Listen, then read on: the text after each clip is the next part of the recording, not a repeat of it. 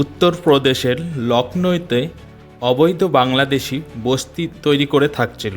শনিবার লখনৌ পৌর নিগমের কর্মীরা তাদেরকে জায়গা খালি করতে বললে 200 অবৈধ বাংলাদেশি নগর নিগমের কর্মীদের ওপর হামলা করে। তাদেরকে মারধর করে, মহিলা কর্মীদের জামাকাপড় ছিঁড়ে দেয়। ঘটনাটি ঘটেছে লখনৌ ইন্দিরানগর এলাকায়। এই ঘটনার পর লখনৌ পৌর নিগমের মেয়র সুষমা খারগোয়াল ঘটনাস্থলে পৌঁছায়। সম্পূর্ণ এলাকা পুলিশ দিয়ে ঘিরে শুরু হয় বুলডোজার অ্যাকশন। টানা 2 ঘন্টার বুলডোজার অ্যাকশনে 50টি ঝুপড়ি ভেঙে দেওয়া হয়। ঘটনাস্থল থেকে অবৈধ বাংলাদেশিরা পালিয়ে যায়, তবে তাদেরকে চিহ্নিত করা গেছে।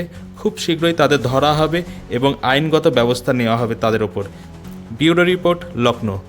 এ বিষয়ে আরও জানতে কলকাতা সমাচার চ্যানেলটি লাইক করুন, সাবস্ক্রাইব করুন ও বেল আইকনটি প্রেস করুন।